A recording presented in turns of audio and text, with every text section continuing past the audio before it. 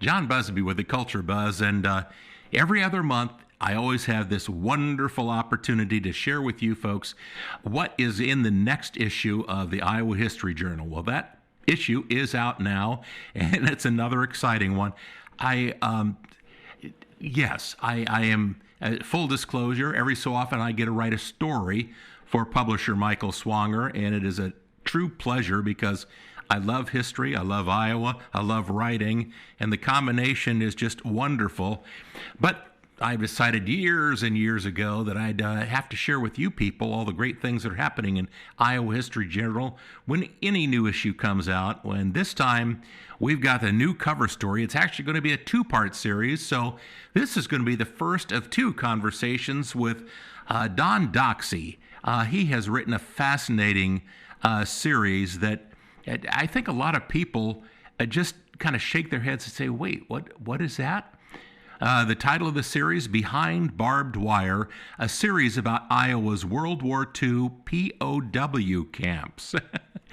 And I think for a lot of people, Don, when they hear that, the reason they're shaking their head is that for those that have listened to the stories of their uncles and parents and grandparents and granduncles, World War II was in a faraway land, and it didn't really touch other than giving their best for the war effort here in the heartland. But what you share is something that we need to know about that happened here in Iowa, right?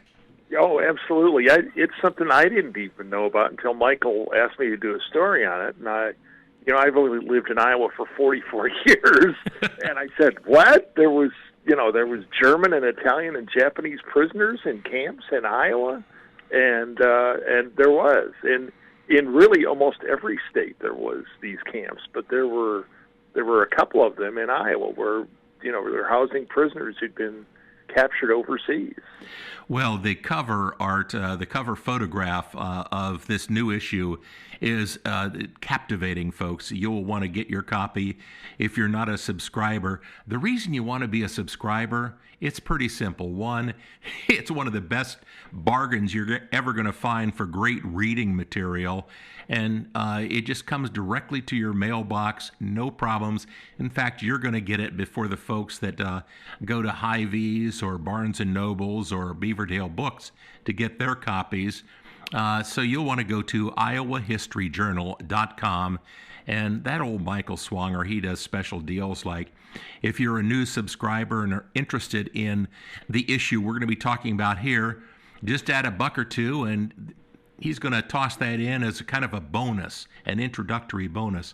But that cover that I was referring to talks about Algona's POW camp. The history of that camp is probably the best preserved of any of the POW history in the state of Iowa. So go ahead and launch into that, because I've been to that location. I've been to the museum. I've talked to people that have been closely connected to it, and it's just amazing stuff. Yeah, it is. I mean, they've done a great job there. There was two major camps in Iowa, one in Algona, one in Clarinda, but the people in Algona really, about 20 years ago, they really kind of made it their mission to preserve the history of all of this, and they've done a great job doing it. Well, you had mentioned that, being an Iowan for 44 years, you were kind of surprised at the extent of this, and tell us about some of the discoveries that you have just very wonderfully presented in your part one of the story Behind Barbed Wire, a series about Iowa's World War II POW camps. Well, as I said, there was the two main camps in Algona and Clarinda, but then there were all sorts of little satellite camps all over the state in, Muscatine and Tabor and Waverly and Eldora, all these places where they would send out 60 or 80 of these prisoners and house them there to do farm work. And that's mostly what these prisoners did while they were here. There were 2,300 or something people just in the Algona area who were overseas as soldiers, and that left a huge void in the labor force. And they used these prisoners to do farm work or road work. I mean, they worked in canning factories. They did the work of lumberjacks. They did all sorts of things, and they really kind of saved the Iowa economy in a way, because they did all of this farm work that would have, these fields would have just been left untended by all the people away in the service. So it really ended up being a tremendous thing for the state. It truly was.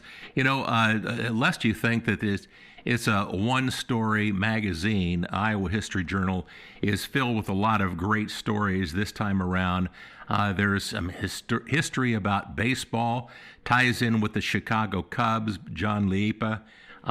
He's kind of like this, not just an encyclopedia, he's kind of like a library of baseball history.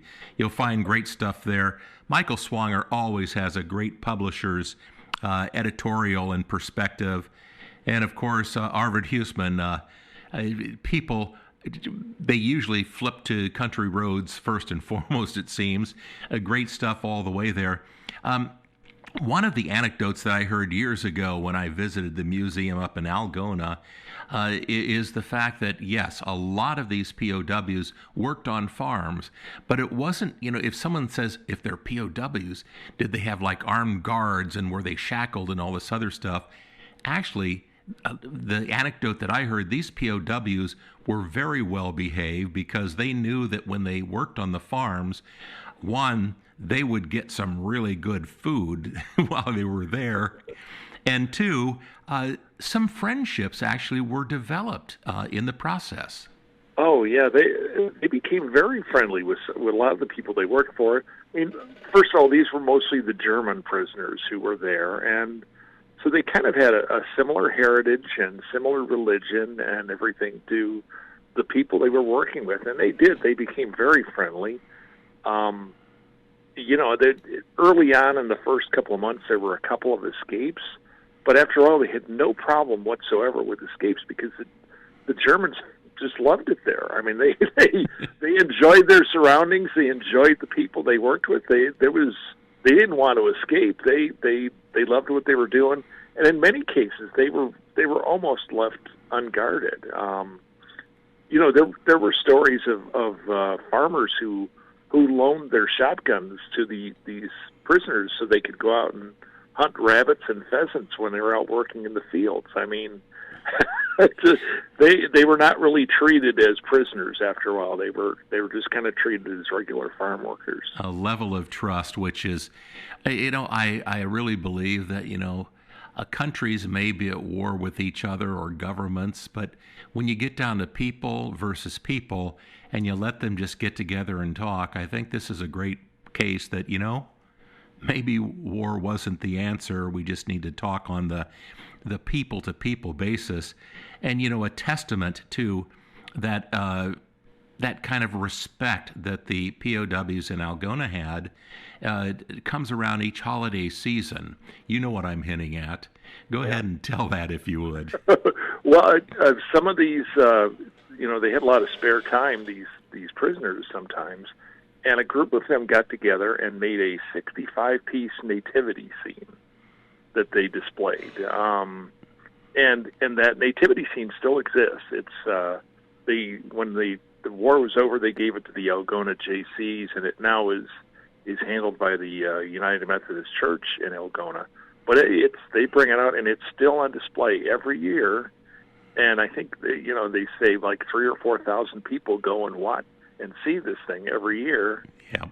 It's a kind of a, what has it been? It's we're talking 80 years later, and this thing still exists as a memory of these German soldiers who were there. So it's that's another example of of how this thing has been preserved. Exactly. The nativity scene still exists. It's an amazing, many stories there. There is a museum, folks, and if you want to do kind of a day trip or just an overnight trip within the state of Iowa, kind of a staycation, Algona has some fascinating history, and their museum there can share more. But consider this a great introduction for what Don Doxsie, my guest, has given you. This is part one of the two-part series on Behind Barbed Wire. a series about Iowa's World War II POW camps. Like I said, we'll continue the dialogue next month with Don. But talk about what you capture in this initial part of your two-part series, Don.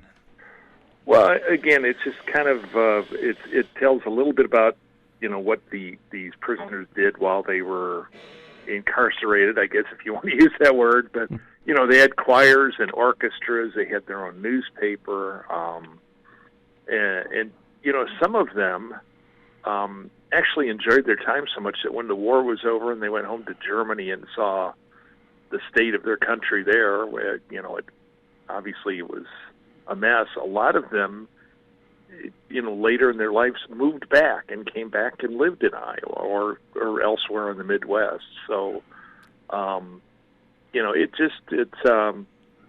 it's I guess another further example of the friendly feelings there was between the prisoners and the people here. Exactly. And Algona was a community that, as there are some individuals that embrace certain aspects of history, Algona is a community that, as Don Doxsie has written about and shared with you folks through his great story, 20 years ago decided, let's fully embrace what this entire history that Algona has with the POW camp, and let's preserve that, because the best way to understand what has happened and how we need to do the right thing is through history, and they've captured that just so brilliantly. The Iowa History Journal is filled with a ton of great stuff each and every month. This is the anchor story, thanks to Don Doxsie's wonderful writing. You can find out more by going to iowahistoryjournal.com. If you're not a subscriber, folks, this is just a gentle nudge. Once you become a subscriber, you're going to say, wow, I'm glad I got caught up with this, and you will find a great reading all the time. You will find discussion prompting stories throughout each issue of Iowa History Journal, fun for multi-generations to chat about and maybe spark a few memories in your own family. But the only way you do it is become a subscriber. Well, Don, I'll put it this way. I am looking forward to part 2 and for our continued dialogue here about your great story on the World War II POW camps. Where? Oh, right here in Iowa. Thanks so much for your time. All right. Thank you.